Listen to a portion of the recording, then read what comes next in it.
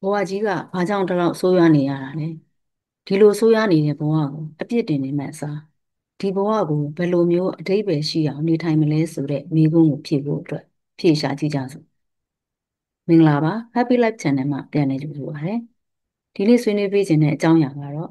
စာရေးဆရာဂျော်ဒန်ပီတာဆန်ရဲ့12 Rules for Life စာအုပ်အကြောင်းအနှစ်ချုပ်ဆွေးနွေးကြပါမယ်ဂျော်ဒန်ပီတာဆန်ကဒီစာအုပ်ကိုအဓိကပေးခြင်းတဲ့ message တစ်ကြောင်းနဲ့အနေနဲ့ပြောရမယ်ဆိုရင်ဗယံပဓာနဲ့ပြည့်နေတဲ့ဒီကဘာကြီးမှာကိုယ့်ရဲ့ဘဝကိုအတိတ်ပဲရှိရှိနဲ့တာဝန်ယူမှုရှိရှိနေထိုင်ပါဆိုတဲ့အချက်ဖြစ်ပါတယ်။ဆိုလိုတာကဘဝကခက်ခဲပြီးဒုက္ခတွေနဲ့ပြည့်နေပေမဲ့ဒီဒုက္ခကိုရှောင်ပြေးမဲ့စားရဲရဲဝံ့ဝံ့ရင်ဆိုင်ဖို့ပါ။ကိုယ့်ရဲ့ဘဝအတွက်ကိုယ်တိုင်တာဝန်ယူပါဘသူ့ကိုမှအပြစ်မတင်ပဲကိုယ့်ရဲ့ဘဝကိုပိုကောင်းအောင်ကိုယ်တိုင်ပြောင်းလဲဖို့ကြိုးစားပါ။ဗယံပဓာနဲ့စီကံတကြကြားမှာမျှတမှုကိုရှာဖွေပါဘဝမှာအပြောင်းလဲတွေနဲ့မရေရာတွေရှိနေပေမဲ့ကိုယ့်ရဲ့နေ့စဉ်ဘဝမှာစီကံနဲ့စနစ်ကိုထူထောင်ပြီးနေထိုင်ပါဆိုတာကို message ပေးချင်တာပါဒီစာအုပ်ကသူ့ကိုကဘာအနှံ့နာမည်ကျော်ကြားစေခဲ့တဲ့စာအုပ်ဖြစ်ပြီးလူတွေအတွက်ကိုကူညီဖို့နဲ့ဒသနိကဗေဒကိုပေါင်းစပ်ရေးထားတဲ့စာအုပ်တစ်အုပ်ဖြစ်ပါတယ်ဂျော်ဒန်ပီတာဆန်ကကနေဒါနိုင်ငံသားစိတ်ပညာရှင်စာရေးဆရာနဲ့လူထုအတွေးခေါ်ရှင်တဦးဖြစ်ပါတယ်။သူကအငင်းပွားဖွယ်ရာအမြင်တွေနဲ့နာမည်ကြီးပြီးတော့ဩဇာလွှမ်းမိုးမှုကြီးမားတဲ့ပုဂ္ဂိုလ်လည်းဖြစ်ပါတယ်။သူ့ရဲ့အဓိကအတမိုးဝမ်းကြောင်းကစိတ်ပညာနယ်ပယ်မှာဖြစ်ပြီးတက္ကသိုလ်တွေမှာပါမောက္ခအဖြစ်စာပို့ချခဲ့တဲ့အပြင် clinical psychologist တဦးအနေနဲ့လည်းအလုပ်လုပ်ခဲ့ပါတယ်။သူ့ရဲ့စိတ်ပညာဒဏ္ဍာရီဘာသာရေးနဲ့ဒသနိကဗေဒတွေကိုပေါင်းစပ်ထားတဲ့သင်ကြားဟောပြောမှုတွေကြောင့်လူသိများပြီးပရိသတ်အများပြားလည်းရရှိခဲ့ပါတယ်။သူ့ရဲ့ထင်ရှားတဲ့စာအုပ်တွေကိုပြောပါဆိုရင် Maps of Meaning ဒီစာအုပ်ကပီတာဆန်ရဲ့ပထမဆုံးစာအုပ်ဖြစ်ပြီးသူ့ရဲ့သင်ကြားမှုတွေနဲ့အခြေခံအုတ်မြစ်လို့တောင်ပြောနိုင်ပါတယ်။ဒီစာအုပ်ထဲမှာသူကလူတွေရဲ့ယုံကြည်မှုစနစ် belief systems တွေဘယ်လိုအလုပ်လုပ်တယ်ဆိုတာကိုစူးစမ်းထားပါတယ်။ဒဏ္ဍာရီတွေဘာသာရေးပုံမြင်တွေနဲ့စိတ်ပညာကိုပေါင်းစပ်ပြီးလူတွေကဗယံပဓာနဲ့ဒီ aura စီကံတည်တတ်မှုတွေကိုဘယ်လိုမျှတအောင်ထိန်းညှိနေလဲဆိုတာကိုရှင်းပြထားပါတယ်။နောက်တစ်အုပ်ကတော့အခုပြောပြပေးမယ်12 rules for life ဒီစာအုပ်ကပီတာဆန်ကိုကဘာကျော်စီတဲ့စာအုပ်လို့ပြောနိုင်ပါတယ်ဒီစာအုပ်မှာကိုရေးကိုယ်တာဖွံ့ဖြိုးတိုးတက်မှုဆက်ဖဲဖို့ရည်ရွယ်ပြီးစီကံကိုလိုချင်တဲ့လူငယ်တွေအတွက်ရည်ရွယ်ရေးသားထားတာဖြစ်ပါတယ်ဒီစာအုပ်ထဲမှာကိုယ်တိုင်ကဗျမ်းမတာဖြစ်နေတဲ့ဘဝကိုဘယ်လိုစနစ်တကျပြန်လည်တည်ဆောက်မလဲဆိုတဲ့လက်တွေ့ကျတဲ့စီမင်း12ချက်ကိုပေါ်ပြပေးထားပါတယ်နောက်တစ်အုပ်ကတော့ဒီ beyond the order ပေါ့နော်ဒီ12 more rules for life ဆိုတဲ့စာအုပ်ရဲ့အဆက် Beyond the Order ဆိုတဲ့စာအုပ်ကလေးဖြစ်တယ်ဒီစာအုပ်ထဲမှာလည်းပီတာဆန်ကအရာရာကိုစနစ်ကျလွန်တာorder တွေအရန်စနစ်တကျဖြစ်နေတာကိုဒီဟာကဘဝကိုပျက်စီးစေတယ်ဆိုတာကိုပြန်ပြီးရှင်းလင်းထားပါတယ်ဒီတော့ဒီသူ့ရဲ့နာမည်ကြီးရတဲ့အကြောင်းရင်းတွေကိုပြောရမယ်ဆိုလို့ရှိရင်ဂျော်ဒန်ပီတာဆန်ကသူ့ရဲ့ဒီ YouTube ဗီဒီယိုတွေနဲ့ဟောပြောပွဲတွေကနေတဆင့်နာမည်ရလာတယ်အထူးသဖြင့်ကနေဒါဆိုရရဲ့ဘေစီ60လို့ခေါ်တဲ့ဥပဒေကိုသူကလူသိရှင်ကြားဝေဖန်ခဲ့တဲ့အခါမှာသူ့ရဲ့နာမည်ကပို့ပြီးတော့ကြီးလာပါတယ်ဒီဥပဒေကလိင်စိတ်ခံယူမှုနဲ့ဆိုင်တဲ့ကိစ္စတွေမှာခွဲခြားဆက်ဆံခြင်းကိုတားမြစ်ထားတာဖြစ်ပြီးပီတာဆန်ကတော့အချို့သောနှံစားတွေကိုအသုံးပြုဖို့အတင်းကျပ်ခိုင်းစေတာဟာလွတ်လပ်စွာဖော်ထုတ်ပြောဆိုခွင့်ကိုချိုးဖောက်တယ်လို့အငြင်းပွားခဲ့ပါတယ်ဒီအငြင်းပွားမှုတွေကြောင့်သူဟာတစ်ဖက်သက်ဝေဖန်မှုများစွာရှိခဲ့ပေမဲ့နောက်တစ်ဖက်ကလည်းသူ့ရဲ့ပရိသတ်ဟာအစမတန်များလာခဲ့ပါတယ်သူကနိုင်ငံရေးအမှန်ကန်ခြင်း political correctness အနေနဲ့ခေတ်နောက်ပြန်ဆွဲတဲ့ပုံစံမျိုးတွေတွေးခေါ်တယ်အဲ့လိုမျိုးသူ့ကိုတတ်မှတ်ခံရတဲ့အမြင်တွေကိုပြင်းပြင်းထန်ထန်ဝေဖန်ပြောဆိုခဲ့ပါတယ်ပီတာဆန်ကဘဝကခက်ခဲကြမ်းတမ်းပြီးဆင်းရဲဒုက္ခတွေနဲ့ပြည့်နေတယ်လို့ဆိုတယ်ဒါပေမဲ့ဒီဆင်းရဲဒုက္ခတွေကိုတာဝန်ယူစိတ်နဲ့ရင်ဆိုင်ဖြေရှင်းခြင်းအပြင်ဘဝကပိုပြီးအတိတ်ပဲရှိလာမယ်လို့သူကယုံကြည်ပါတယ်။ဒါကြောင့်ဒီအယူဆတွေကိုလည်းအောက်ကအချက်တွေနဲ့စာအုပ်ထဲမှာသူကရှင်းပြပါတယ်။ပထမတစ်ချက်ကတော့ responsibility တာဝန်ယူမှုပေါ့။ကိုယ့်ရဲ့ဘဝအတွက်ကိုယ်တိုင်တာဝန်ယူဖို့အရေးကြီးကြောင်းကိုအလေးပေးပြီးပြောပြထားတယ်။ပတ်ဝန်းကျင်ဒါမှမဟုတ်အခြားသူတွေကိုအပြစ်တင်နေမဲ့အစားကိုယ့်ဘဝကိုကိုယ်တိုင်ပြောင်းလဲဖို့တိုက်တွန်းထားပါတယ်။နောက်တစ်ခုကတော့ရှေးဟောင်းပုံမြင်တွေဒဏ္ဍာရီတွေသူကဘာသာရေးပုံမြင်တွေရှေးဟောင်းဒဏ္ဍာရီတွေနဲ့ဒဏ္ဍာရီဆန်တဲ့ပုံရိပ်တွေကိုအသုံးပြုပြီးလူသားတွေရဲ့စိတ်ပညာကိုရှင်းပြပါတယ်လူသားတွေကဘဝရဲ့အတိတ်ပဲကိုနားလည်ဖို့အတွက်ဒီလိုပုံမြင်တွေကိုအစဉ်အဆက်အသုံးပြုလာခဲ့ကြကြောင်းကိုလည်းဖော်ပြထားတယ်နောက်တစ်ခုကဗယံပဓာဖြစ်နေတဲ့နဲ့စီကံတည်တတ်မှုဒီစာအုပ်ထဲမှာ ဒီဗယံပရာကိုအန္တရာယ်အသစ်အဆန်းအနေနဲ့မရေရာတဲ့အန္တရာယ်တွေအရာတွေနယ်ပယ်တွေဖြစ်သတ်မှတ်ထားပြီးအော်ဒါပေါ့နော်အော်ဒါကိုတော့ရင်းနှီးပြီးသားခံမိုင်းနိုင်တဲ့အရာတွေနဲ့နယ်ပယ်အဖြစ်သတ်မှတ်ထားတယ်ဘဝမှာဒီနှစ်ခုလုံးကိုမျှတအောင်နေထိုင်တတ်ဖို့လိုအပ်ကြောင်းလည်းအလေးပေးပြောဆိုထားပါတယ်ဒါဆိုရင်သူစာအုပ်မှာပြောထားတဲ့ဒီစည်းကမ်း12ချက်ဆိုတာဘာတွေလဲလေ့လာကြည့်ရအောင်နံပါတ်1ကတော့မတ်မတ်ရပ်ပါပခုံးတွေကိုနောက်ပြစ်ထားပါဒါနံပါတ်1စီကံလေ stand up straight with your shoulders back ဒီစည်းမျဉ်းကအယုတ်ပိုင်းဆိုင်ရာကိုဟန်အနေအထားကိုပြောတာဖြစ်တယ်လို့စိတ်ပိုင်းဆိုင်ရာခွန်အားကိုလည်းဆိုလိုပါတယ်ပခုံးကိုနောက်ပြစ်ပြီးမတ်မတ်ရပ်နေခြင်းကကိုယုံကြည်မှုရှိကြောင်းပြသပါတယ်တိရစ္ဆာန်တွေရဲ့အမှုချင်းတဲ့ဥပမာပေးပြီးပခုံးမတ်မတ်ထားခြင်းကအုံနောက်ထဲကဆီရိုတိုနင်ပမာဏကိုတိုးစေပြီးစိတ်ခံစားချက်ကိုပုံမကောင်းမွန်စေနိုင်တယ်လို့ရှင်းပြထားပါတယ်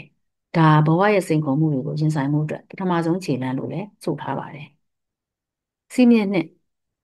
တင်ကူညီဖို့တာဝန်ရှိတဲ့သူတယောက်ကိုလိုပဲဆက်ဆံပါ။ Treat yourself like someone you are responsible for helping ဆိုလိုတာကလူတွေက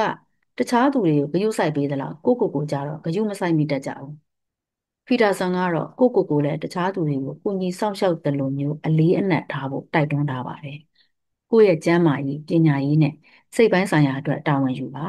ဒါကဘဝကိုအဓိပ္ပာယ်ရှိနေထိုင်မှုအတွက်အခြေခံအကျဆုံးစီးမြင်ဖြစ်တယ်လို့ပြောထားပါတယ်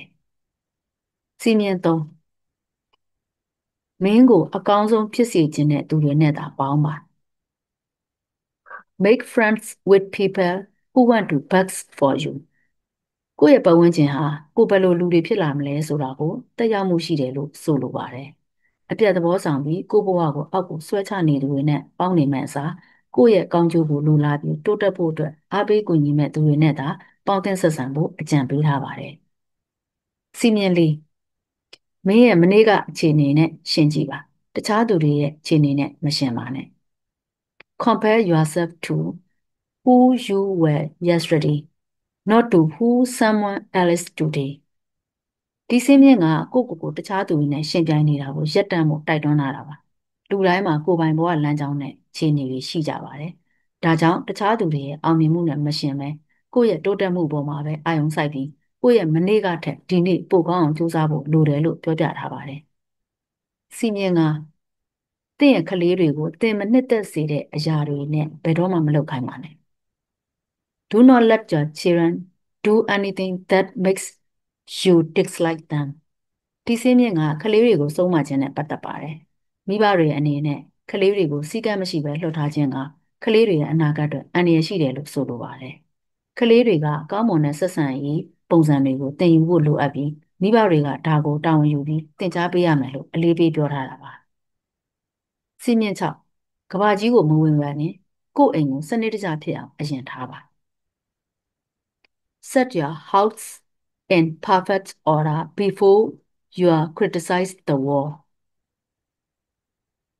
လူတွေကပတ်ဝန်းကျင်ဒါမှမဟုတ်နိုင်ငံရေးအခြေအနေကိုဝေဖန်ဖို့အမြဲတမ်းအဆင်သင့်ဖြစ်နေကြတယ်။ဒါပေမဲ့ပီတာဆန်ကတော့ကဘာကြီးကိုပြောင်းလဲဖို့မကြိုးစားခင်မှာကိုယ့်ရဲ့ဘဝကိုယ့်ရဲ့အိမ်ကိုယ့်ရဲ့မိသားစုကိုအရင်စနစ်တကျဖြစ်အောင်လုပ်ဖို့တိုက်တွန်းထားပါတယ်။စီမင်းခုနှစ်အဓိပ္ပာယ်ရှိတာကိုသာလုပ်ပါလွယ်ကူတာကိုဆိုလိုတာမဟုတ်ပါဘူး။ Pursue what is meaningful, not what is expedient ဘဝမှာလွယ်ကူတဲ့လမ်းကြောင်းကိုရွေးချယ်မဲ့အစားအဓိပ္ပာယ်ရှိတဲ့အရာတွေကိုလိုက်စားဖို့တိုက်တွန်းလာတာပါလွယ်ကူတဲ့လမ်းကြောင်းကရေတိုမှာအဆင်ပြေသလိုဖြစ်ပေမဲ့ရေရှည်မှာဘဝကိုပို့ပြီးဗျံပရာဖြစ်စေပါတယ်စိန်ခေါ်မှုတွေနဲ့ပြည့်နေပေမဲ့ကိုနှစ်သက်ပြီးအဓိပ္ပာယ်ရှိတဲ့အလုပ်တွေကိုရွေးချယ်ခြင်းကသာဘဝကိုပုံမူပြည့်စုံစေတယ်လို့ဆိုပါတယ်စီမင်းရှိအမှန်တရားကိုသာပြောပါဒါမှမဟုတ်အ ਨੇ ဆုံးတော့မလိမ္မာနဲ့ Tell the truth or at least don't lie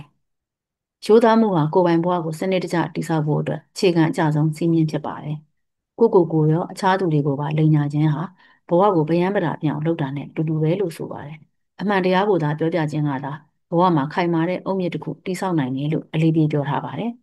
။စီမင်းကိုမင်းနားထောင်နေတဲ့သူကမင်းမသိတာကိုသိနိုင်တယ်လို့မှတ်ယူပါ။ Good listener တယောက်ဖြစ်ဖို့လည်းလိုပါတယ်။လူတိုင်းကကိုယ့်ရဲ့ကိုယ်ပိုင်အသိပညာနဲ့တွေ့ကြုံတွေရှိတတ်ကြတယ်။သူတစ်ပါးရဲ့စကားကိုအမှန်တကယ်နားထောင်ခြင်းအပြင် ကိုမသိသေးတဲ့အရာတွေကိုသင်ယူနိုင်ပြီးကိုယ့်ရဲ့အသိပညာတိုးတက်စေနိုင်တယ်လို့ဆိုပါတယ်ဒီတော့ကိုကလည်းနားထောင်တဲ့သူတယောက်ဖြစ်ဖို့ကြိုးစားပါစီးမြင့်30မင်းရဲ့စကားကိုတိကျအောင်ပြောပါဗျမ်းမရာဖြစ်နေတဲ့အတွေးတွေနဲ့ခံစားချက်တွေကိုစကားလုံးအဖြစ်တိတိကျကျဖော်ပြနိုင်မှသာဒီဗျမ်းမရာတွေကိုစနစ်တကျဖြစ်အောင်ဖြည့်ရှင်းနိုင်မယ်လို့ရှင်းပြထားတာပါတိကျတဲ့စကားလုံးတွေကိုသုံးခြင်းအပြင်ကိုယ့်ရဲ့အတွေးတွေကိုလည်းရှင်းလင်းစေပြီးပြဿနာတွေကိုပုံမထိရောက်အောင်ဖြေရှင်းနိုင်တယ်လို့ဆိုထားတာဖြစ်ပါတယ်။စီးမြင့်7ကတော့ကလေးတွေစကိတ်စီးနေတဲ့အခါနှောက်ယှက်ပါနဲ့တဲ့။ Do not bother children when they are skateboarding ဒီစီးမြင့်ကကလေးတွေရဲ့လွတ်လပ်မှုနဲ့စိန်ခေါ်မှုကိုရင်ဆိုင်ဖို့ခွင့်အရေးကိုလေးစားဖို့တိုက်တွန်းထားတာပါ။အန္တရာယ်ရှိတဲ့အရာတွေကိုကလေးတွေကိုလုပ်ခွင့်ပေးခြင်းအပြင်သူတို့ဟာကိုယ့်ကိုယ်ကိုယုံကြည်မှုနဲ့ခံနိုင်ရည်ကိုတည်ဆောက်နိုင်တယ်လို့ဆိုပါတယ်။ဒါလုံခြုံမှုအတွက်လိုတာထက်ပိုပြီးကန့်သတ်နေမဲ့အစားဘဝရဲ့စိန်ခေါ်မှုတွေကိုရင်ဆိုင်ဖို့သင်ကြားပေးတာဖြစ်ပါတယ်။စီးမြင့်7လမ်းပေါ်မှာကြောင်တကောင်နဲ့တွေ့ရင်ပုတ်တက်ပေးပါ။ Paticat when you encounter one on the streets ဒီစီးမြင့်ကတော့ဘဝမှာကြုံတွေ့ရတဲ့ဆင်းရဲဒုက္ခတွေကိုရင်ဆိုင်နေရချိန်မှာတော့ပျော်ရွှင်စရာကောင်းတဲ့ရိုးရှင်းတဲ့အခိုက်အတန့်လေးတွေကိုရှာဖွေဖို့တိုက်တွန်းထားတာပါ။ဒါဘဝရဲ့ခက်ခဲမှုတွေကိုအမြဲတမ်းစိတ်ပူနေမဲ့အစားလက်ရှိအချိန်လေးမှာရနိုင်တဲ့ပျော်ရွှင်မှုတည်တည်လေးတွေကိုတန်ဖိုးထားတတ်ဖို့သင်ကြားပေးတာဖြစ်ပါတယ်။ဒီ12 Rules for Life စာအုပ်ဟာရိုးရှင်းတဲ့ကိုယ်ပိုင်ဖွံ့ဖြိုးတိုးတက်မှုစာအုပ်တစ်အုပ်ထက်ပိုပါတယ်။ပီတာဆန်ကဒဏ္ဍာရီတွေဘာသာရေးနဲ့သိပ္ပံပညာရပ်တွေကိုပေါင်းစပ်ပြီးလူဘဝရဲ့ဆင်းရဲဒုက္ခတွေကိုဘယ်လိုရင်ဆိုင်ရမလဲဆိုတဲ့နက်နဲတဲ့မိကွန်းတွေကိုဖြေရှာပေးဖို့လည်းစူးစမ်းထားပါတယ်။ဒီစာအုပ်ကကမ္ဘာအနှံ့ကလူငယ်တွေအပေါ်ကြီးမားတဲ့သက်ရောက်မှုရှိခဲ့ပြီးဘဝမှာရည်ရွယ်ချက်နဲ့အတိတ်တွေကိုရှာဖွေနေတဲ့သူတွေအတွက်လမ်းညွှန်ချက်တစ်ခုလည်းဖြစ်ခဲ့ပါတယ်။ဒါပေမဲ့သူ့ရဲ့အမြင်တချို့ကြောင့်ဝေဖန်မှုများစွာလည်းရှိခဲ့ပူပါတယ်။ဘယ်လိုပဲဖြစ်ဖြစ်ဒီစာအုပ်ကခေတ်သစ်တက္ကနိကဗေဒနဲ့ကိုယ်ရေးကိုယ်တာဖွံ့ဖြိုးတိုးတက်ရေးစာပေလောကမှာအရေးပါတဲ့စာအုပ်တစ်အုပ်ဖြစ်သတ်မှတ်ခံထားရတာကြောင့်မျှဝေပေးလိုက်ခြင်းဖြစ်ပါတယ်နော်။ဆုံးထိနားထောင်ပြီလို့ကျေးဇူးတင်ပါတယ်။